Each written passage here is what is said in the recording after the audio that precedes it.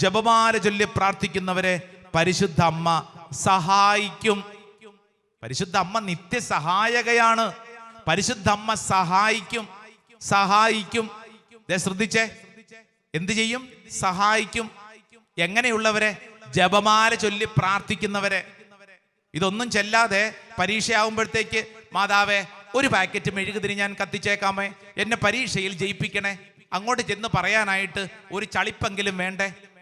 ചൊല്ലുന്ന ജപമാല ചൊല്ലി പ്രാർത്ഥിക്കുന്ന ഒരാൾക്കാണ് പരിശുദ്ധ അമ്മയുടെ മുമ്പിൽ ചെന്നൊരു സഹായം ചോദിക്കാനുള്ള അവകാശമുള്ളൂ.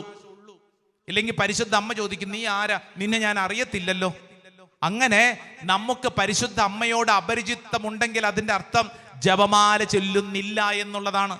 ജപമാല ചൊല്ലുന്ന ഒരാൾക്ക് എപ്പോ വേണമെങ്കിലും പരിശുദ്ധ അമ്മയുടെ അടുക്കലേക്ക് ഓടിച്ചെല്ലാം. കാരണം പരിശുദ്ധ അമ്മ നിത്യസഹായകയാണ്. ഹല്ലേലൂയാ, ഹല്ലേലൂയാ.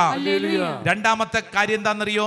പരിശുദ്ധ അമ്മ ജപമാല ചൊല്ലി പ്രാർത്ഥിക്കുന്ന വ്യക്തികൾക്ക് പുത്രനിൽ നിന്ന്, അതായത് മകൻ ഈശോയിൽ നിന്ന് അനുഗ്രഹം ചോദിച്ചു മേടിച്ചു തരും. Yes, she will intercede for you. കാനായിലെ വിവാഹ വിരുന്നിൽ പരിശുദ്ധ അമ്മ ഇടപെട്ട് ആ വീട്ടിലേക്ക് അനുഗ്രഹത്തിന് വേണ്ടി പുത്രന്റെ മുമ്പിൽ യാചിച്ചതുപോലെ നിന്റെ ഒരു വന്നാൽ നിന്റെ ആവശ്യം പരിശുദ്ധ അമ്മയുടെ ആവശ്യമായിട്ട് അമ്മ പരിഗണിക്കും. കാനായിലെ വിവാഹ വിരുന്നിൽ ആ കുടുംബം ഈശോയെയും മറിയത്തെയും ക്ഷണിച്ചിരുന്നു. അത്രയേ ഉള്ളൂ. നിങ്ങൾ ആ വചനം വായിക്കുമ്പോൾ ആരെങ്കിലും ശ്രദ്ധിച്ചിട്ടുണ്ടോ? ആരെങ്കിലും ചെന്ന് അവരുടെ വീട്ടിലുള്ളവര് പരിശുദ്ധ അമ്മനെ വിളിച്ച്, മറിയമേ നിന്റെ മകൻ ഇവിടെ ഉണ്ടല്ലോ, ഒന്ന് ചെന്ന് ഈ കാര്യങ്ങളിൽ ഇടപെടണം, ആ മകനോട് പറയാവോ? അങ്ങനെ ആരെങ്കിലും റെക്കമെൻഡേഷൻ നടത്തിയതായിട്ട് കാണുന്നുണ്ടോ? ഇല്ലെന്ന്. പരിശുദ്ധ മറിയം ആ വീട്ടിലുണ്ടെങ്കിൽ അതിന്റെ അർത്ഥം അമ്മ ആ കാര്യങ്ങളിലെല്ലാം ഇടപെട്ടോളും. നീ പറയണ്ട, പുത്രനോട് പറഞ്ഞ ആ കാര്യത്തിൽ ഇടപെടുത്തും.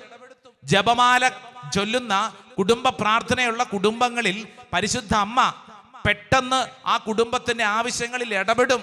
പുത്രനോട് പറഞ്ഞ് കാര്യങ്ങൾക്കൊരു തീരുമാനം ഉണ്ടാക്കി തരും. രണ്ട് കരങ്ങൾ ഉയർത്തി പറഞ്ഞേ, Ave Maria, Ave Maria, Ave Maria.